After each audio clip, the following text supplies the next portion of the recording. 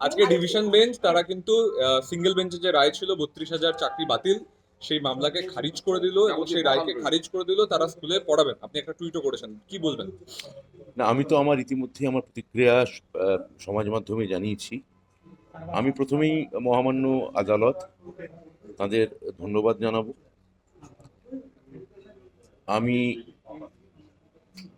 কৃতজ্ঞতা জানাবো মাননীয় মুখ্যমন্ত্রীকে, যিনি সবসময় আমার এবং প্রাথমিক শিক্ষা পর্ষদের সঙ্গে ছিলেন এবং আমরা যাতে এই কেসটা ঠিকভাবে লড়ে আমাদের 32,000 শিক্ষকের এবং তাদের পরিবারের মুখে হাসি ফোটাতে পারি। আমরা নিরন্তর গত 5 মাস ধরে এই কেসের পেছনে আমরা মগজমারি করে গেছি। আজকে তার এক ধরনের ফলাফল এসছে আপনাদের সামনে, আমাদের সবার সামনে। এবং আমি অবশ্যই অভিনন্দন জানাবো, আমার সঙ্গে দাঁড়িয়ে আছেন শ্রী গৌতম পাল, প্রাথমিক শিক্ষা পর্ষদের তিনি প্রেসিডেন্ট।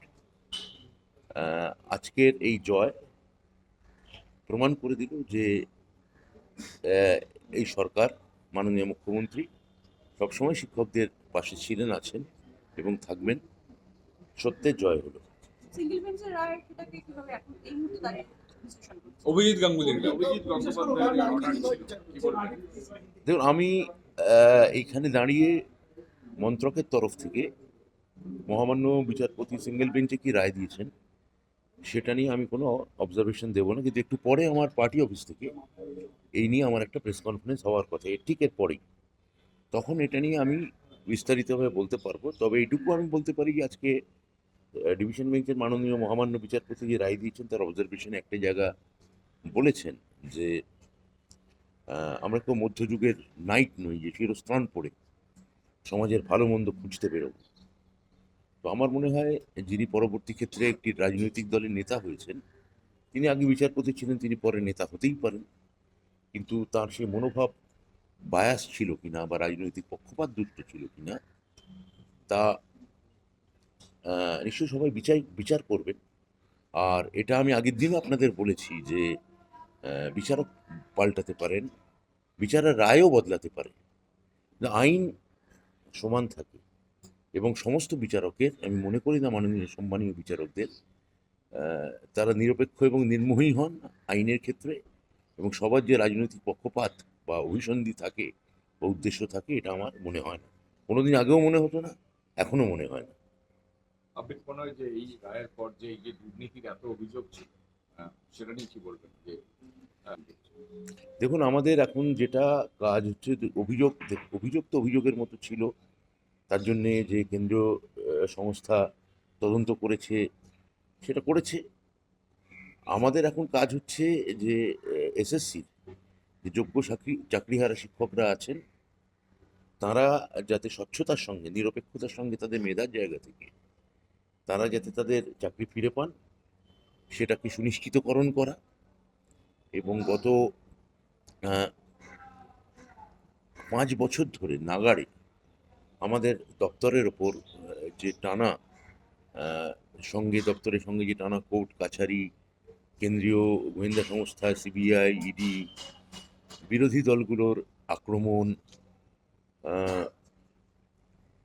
গণমাধ্যমের একাংশের আক্রমণ, ডিজিটাল একটা বড় অংশের আক্রমণ, এগুলো নিয়ে যে গত 5 বছর ধরে আমরা প্রায় ঘাড়ের ওপর নিয়ে আমরা এটা কাজ করেছি। আমরা যদি এখন এই প্রাথমিকের পর এসএসসি যারা যোগ্য চাকরিহারা তাদের হাতে আবার অ্যাপয়েন্টমেন্ট তুলে দিতে পারি, তাহলে নিশ্চিন্ত মনে আমার মনে হয় যে আমাদের 5 বছরের একটা বৃত্ত সম্পূর্ণ হবে। এটা হচ্ছে প্রথম কথা। এই বৃত্ত সম্পূর্ণ হলে আমরা, মানে আমাদের রাজনৈতিক দলও খুব নিশ্চিন্ত মনে সামনে যে নির্বাচন আছে নির্বাচনে অংশগ্রহণ করতে পারবে। বিচার ডিভিশন বেঞ্চ একটা কথা তৈরি হতে পারে, এই 32,000-এর চাকরি যদি বাতিল হয়, সেই প্রেক্ষাপটে এই রায়, এইটাকে কি করতে পারে? বুঝতে পারলাম না, প্রশ্নটা আরেকবার বলুন। এই 32,000-এর চাকরি যদি বাতিল হয়, তাহলে দীর্ঘদিন ধরে তারা চাকরি করছে, প্রায় 9 বছর, একটা বিরূপ প্রতিক্রিয়া তৈরি হতে পারে তাদের জীবনে। দণ্ডিতের সাথে দণ্ডদাতা কাঁদে যাবে সমান আঘাতে, সর্বশ্রেষ্ঠ বিচার যার তরে প্রাণ ব্যথা নাহি পায়, তারে দণ্ডদান বিধাতার অত্যাচার।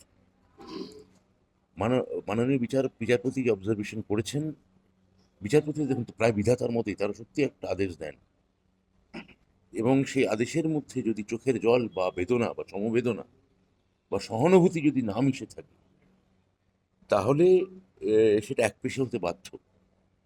সেটার মধ্যে সেটা সাবস্ট্যান্সিং, মানে প্রায় একটা জল ছাড়া নারকেলের মতো একটা শুষ্ক হয়ে যায়।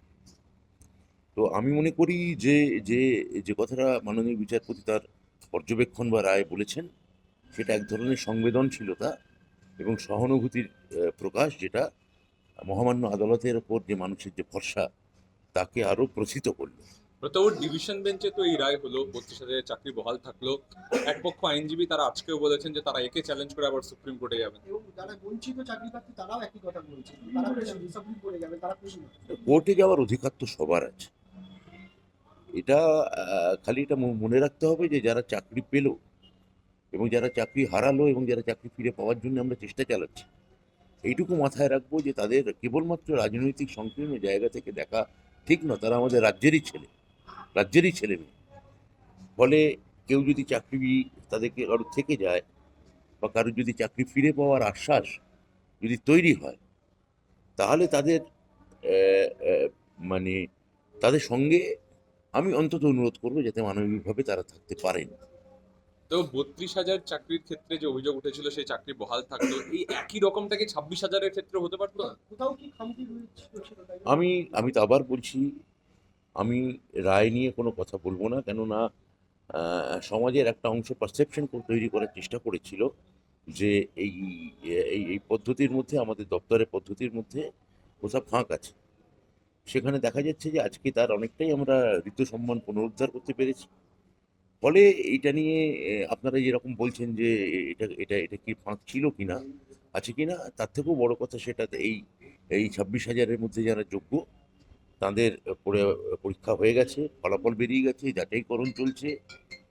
এইটা যতক্ষণ না আমরা তাদের প্রত্যয় বা ভরসা দিতে পারছি, ততক্ষণ আমি তাদের চাকরি কেন বাতিল হয়েছিল সেই রায়ে কোনো গন্ডগোল ছিল কিনা সেই নিয়ে আমি অন্তত কোনো মন্তব্য করবো আমি করবো না। একটা বিষয় হচ্ছে এবার ওনাকে বলছি প্রাক্তন বাংলাটা হয়ে যাবে। বলছি যে এই অতীত দেখা গেছে যে প্রাক্তন শিক্ষামন্ত্রীর জেল যাত্রা হয়েছে, প্রাথমিক শিক্ষা পর্ষদের সভাপতি তার জেল যাত্রা হয়েছে, অনেক দুর্নীতির অভিযোগ উঠেছে। আজকে যারা বঞ্চিত চাকরি প্রার্থী তারা প্রশ্ন তুলছেন তারা দুর্নীতির শিকার হয়েছেন। এই অর্ডারের পর এইগুলো কি তাহলে মিথ্যে হয়ে গেল?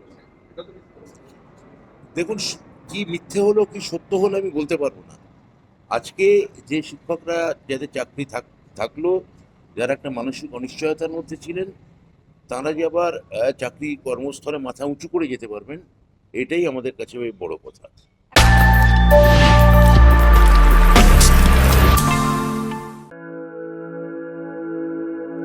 আপনি কি জটিল কিছু সমস্যায় ভুগছেন? সমাধান পেতে চান? যোগাযোগ করুন প্রখ্যাত জ্যোতিষ ও তান্ত্রিক মনসারাম ভট্টাচার্যের কন্যা মনসা কন্যার সাথে। প্রখ্যাত জ্যোতিষ ও তান্ত্রিক মনসা কন্যা হাওড়া জানবাড়ি ও হাতিবাগানের নিজস্ব মন্দিরেও বসেন।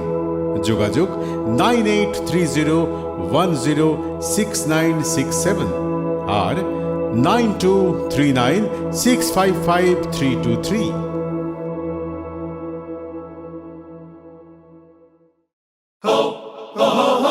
পুজো মানে জমকালো লাইন, Dropbox লোফালুফি আইন, পেপারের ক্যাটালগে আঁকা, বাঙালির ইমোশনে মাখা। এ ভরসা কি উপায়, জার্নি পায়ে পায় পৌঁছে দেবে ঠিক ডেস্টিনেশন। বিশ্বমান শ্রীলেদার্স, খাঁটি দাম শ্রীলেদার্স। শ্রী লেদার্স, হাওড়া ময়দান।